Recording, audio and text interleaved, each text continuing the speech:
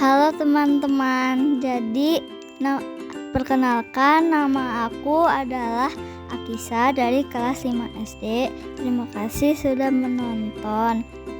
Jadi aku akan menceritakan tentang pencemaran tanah. Semoga kalian sehat dan semangat terus ya. Pernah gak kalian dengar pertanyaan ini? Apakah aktivitas kita sehari-hari bisa merusak tanah? Membuang sampah, menggunakan sabun, atau bahkan mengganti baterai remote ternyata punya rahasia tersembunyi yang bisa membuat tanah tempat kita berpijak jadi sakit loh. Itu namanya pencemaran tanah. Nah, di vlog kali ini kita akan membongkar tuntas rahasia itu. Kita akan cari tahu apa saja aktivitas harian yang mencemari tanah. Dan yang paling penting, kita akan cari solusinya bersama. Yuk kita mulai dari pengertiannya dulu. Menurut pelajaran kita, pencemaran tanah adalah kondisi tanah yang tercemar oleh zat atau bahan kimia berbahaya yang berasal dari aktivitas manusia. Ingat ya, aktivitas manusia.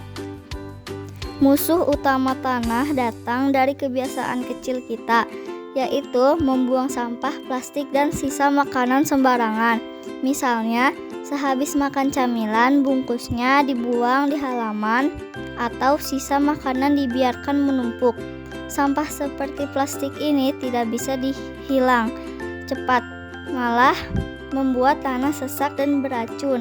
Sampah sisa makanan juga membuat tanah kotor. Penyebab kedua yang berbahaya datang dari limbah berbahaya. Ini sering terlupakan. Misalnya, baterai bekas dari mainan atau jam dinding. Baterai mengandung zat kimia dan logam berat yang sangat beracun bagi tanah. Selain itu, deterjen yang berlebihan saat mencuci juga mengandung zat kimia. Kalau limbah-limbah ini dibuang ke tanah terus-menerus, tanah kita bisa keracunan dan sakit parah. Tidak perlu khawatir, kita bisa mengubah aktivitas harian kita menjadi aktivitas yang menyelamatkan tanah. Solusi 1, pilah sampah jadi 3. 1. Organik. Sampahnya itu seperti sisa makanan, daun untuk kompos. 2-nya anorganik, sampahnya seperti plastik, kertas, kaleng untuk didaur ulang.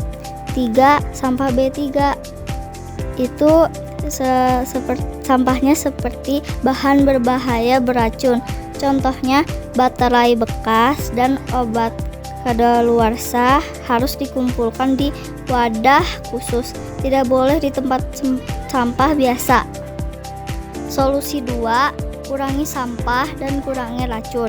Bawa botol minum sendiri, pakai bekal makanan untuk mengurangi sampah plastik.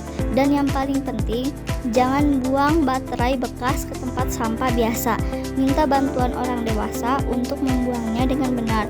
Kurangi juga pemakaian deterjen berlebihan.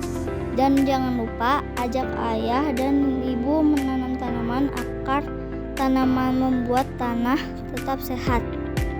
Ingat teman-teman, setiap sampah yang kita buang, setiap baterai yang kita ganti, itu semua memengaruhi tanah kita. Mulai hari ini, mari kita ubah kebiasaan kecil kita menjadi kebiasaan penyelamat lingkungan. Terima kasih sudah menonton video tentang pencemaran tanah hari ini. Sampai jumpa di video berikutnya. Dadah.